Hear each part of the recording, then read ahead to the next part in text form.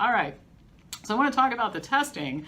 And this is why we need the people to get in touch with us who have had this experience. So the Connecticut State Department of Health reported on Monday, July 20th, that a flaw in the COVID testing that they were doing in Connecticut resulted in at least 90 false positive tests.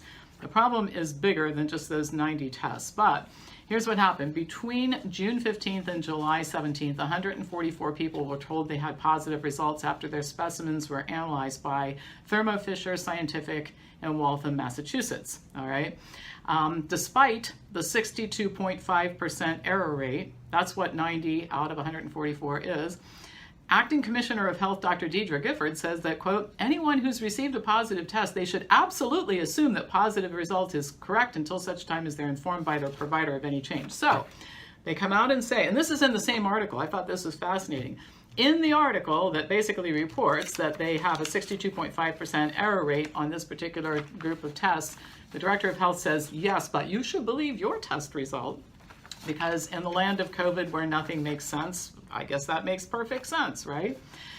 Okay, what's going on in Texas? Texas state health officials are investigating a high incidence of false positive COVID-19 tests for both residents and employees at 3 particular nursing homes. So Snyder Oaks Care Center, 39 residents and employees tested positive.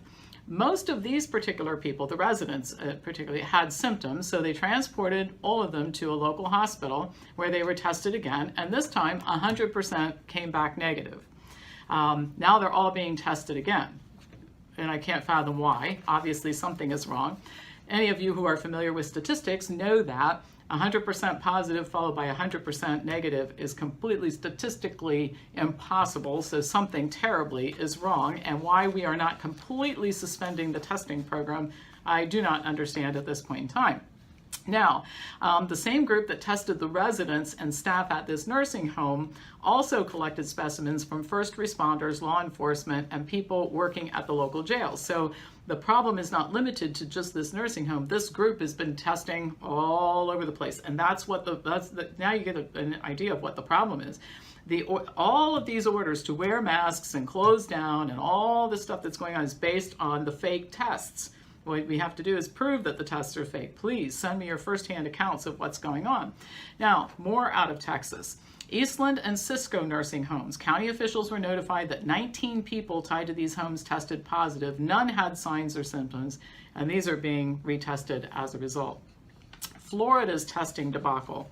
Ron DeSantis, and I thought this was wonderful because now we have an actual, it appears to be, legitimate public official who has not been corrupted by whoever is corrupting public officials and turning them into despots these days, states that, quote, there's a testing industrial complex now that might be inflating positive test results. Now, you might remember I reported last week about the testing debacle in Florida where there were over a dozen, I think it might have even been 18 centers that reported all of the tests they did in one day were positive, which is statistically impossible, all right? So even if you are hanging on to some belief that any of this that's going on is legitimate, you've got to be looking at data like this and saying it just can't possibly be. During an appearance on Fox and Friends, he was asked about the growing number of people who claimed that they never got a test but were notified and listed as having tested positive. He said that none of these cases originated from centers operated by the state of Florida, and he specifically asked people to contact the state. So this particular politician seems to have some natural curiosity and still seems to have some type of moral compass, which is really rare. The others have abandoned all pretense of even caring about their subjects. So anyway, he wants to hold people accountable. And, perhaps this will encourage DeSantis to do what the governor in Georgia did, which is to just vacate all the mask orders that are increasing in other parts of Florida. And I think the funniest ones out of Florida are the mandates that say you must wear your mask at home. So I was trying to think, how would, if the Emperor DeWine here in Ohio, and the little despot, decided that he wanted everybody to wear a mask at home, how would they actually enforce that? And I'm thinking they probably would have detectives with the mask police, walking around your house, looking in the windows and that sort of thing to make sure that if I'm working in my office at home, I'm wearing my mask because I could get COVID from myself, right? I don't understand the logic at all. Well, there is no logic. It's just criminal behavior. All right, so now as if this isn't enough, we'll go on. On June 16th of this year, the FDA issued an update encouraging the use of pooled testing. Now, wait till you hear this. This technique allows a lab to mix several samples together in a batch or pooled sample, and then test the pooled sample using a diagnostic test. For example, 4 samples could be tested together using only the resources needed for a single test, and if the pooled sample is negative, it can be deduced that all the patients were negative. If the pooled sample comes back positive, then each sample needs to be tested individually to find out which was positive. And the benefit of this, gotta love these people, because the samples are pooled together, ultimately fewer tests are run overall, meaning fewer testing supplies are used, and results can be returned to patients more quickly in most cases. However, because samples are diluted, which could result in less viral genetic material available to detect, there's a greater likelihood of false negative results. So it isn't really important if the results are accurate. I mean, if you take a look at what's going on around the country, and I'll get to that in another video clip this week about the arrests and all that sort of thing. We're arresting people and quarantining people, and we're taking their livelihoods away, and we're wearing masks all day. I mean, who wants to care about accuracy when those are the only consequences? We're closing the schools. We've turned family members against one another. I mean, the accuracy of the test, people who talk about that being important, they just must be crazy, like anti-COVID people, if you question any of this nonsense, which is on its surface complete nonsense, right? Then there's something wrong with you. I think there's something wrong with people who believe all this crap that they're hearing. All right, so now, and this goes to something when I report data, I report it on the day that I'm filming these videos, and I would love to film them every day. But this business has to be operated, and there's more going on than just making these videos, in case you don't know that. So I can't do that. So we have to freeze time today, and I report data today, and then it changes. But the other thing is that there is so much misbehavior in the data, which I've just kind of been showing you, that you guys go to some website and you say, well, this doesn't match what you said. Well, first of all, it's a week later when you're doing it sometimes. And the second thing is, if you look at other websites and pooled data and you take it apart and you look at what they reported versus what the state says, unless you're going to take the time to do a thorough analysis, you can't come up with one factoid on a particular day and then throw out the entire data set that I'm showing you. All right, so this is what I want to share with you now. At least 22 states count probable COVID cases and probable deaths in the totals, all right? Now, this means that it cannot possibly be accurate because they're just assuming probable. Now, you might remember a couple weeks ago, I filmed a video on the fact that now the definition of a case is if you have a headache and a sore throat, you're COVID. If you were in contact with somebody who was in contact with somebody who had a headache and a sore throat, you're a case. So you can take one case and turn it into 30 cases by virtue of just different contacts that the person might have had. All right, so you've got that going on, and then you've got the probable and all that. So, all right, so here are the states. Arizona, Ohio, Michigan, and Virginia include both probable cases and probable deaths in their total. They've been doing it since the beginning. People in Ohio have tried to get to the bottom of it. The reason why we can't, by the way, why we have to just assume that if you're using probable cases, it's wrong, you can't get accurate data. Our emperor has said that he will veto any legislation that reigns in his power. He just did that last week. And if you send a FOIA request, Freedom of Information, he says, we don't have to give you any information under the emergency authorization or whatever. So he doesn't have to justify what he does, and he doesn't have to answer to anybody. He is truly the emperor of Ohio.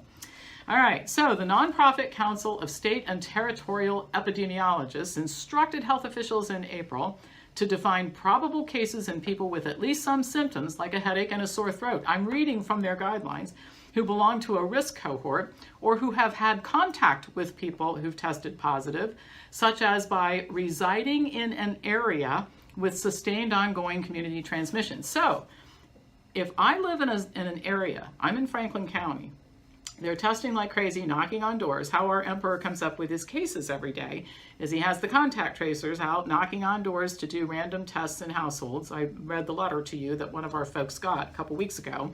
So that's how he's drumming up his 12 to 1,500 cases a day, is knocking on doors, plus everybody has to get tested in order to get treatment in a hospital. Those are all cases. The person getting a knee replacement who tests positive is a case in the hospitalized case, all right? And now, because I live in a high-risk area, if I've got a headache and a sore throat, or I've been in contact with somebody who has that living in a high-risk area, then I'm a case too. So the bottom line is about 330 million Americans are a case. So what are we going to do? What are we going to do about that? Well, you're seeing what we do about that. More orders, more mandates, more despotic behavior. Probable deaths are usually defined as someone dying at least partly due to an illness that looked like COVID-19 but wasn't confirmed by a laboratory test. Probably, right? Some states, Arkansas, New Jersey, and Washington, only include probable deaths but not probable infections. Some states, it appears, only include probable infections but not deaths. So when you're looking at comparative data, are you seeing what the problem is? They've created such a myriad of fake data that it's almost impossible to make sense of unless you just look at the global picture, which I'm showing you here, which is that they're making stuff up, all right? So what I've tried to focus on is not what's going on in Kansas and their particular chart or Ohio and its particular data. It's fake data, all right? That's what I'm trying to get across. So we can get away from this, on the day, I put out a video clip today and somebody goes to the Arkansas website and says, it says something different than what you reported. It says something different every day, and it's not grounded in reality. Probable infections, probable deaths, all right? So then there are 12 states, including Alabama, Illinois, Massachusetts, Minnesota, and South Carolina, that report probable cases or deaths or both, but then list them separately. In these cases, the CDC still includes the probable cases and deaths in the totals for these states. So even when you have a state that does a little bit of honesty, exhibits a little bit of honesty and says, listen, we're going to put them in two different categories here, all right? Probable and confirmed.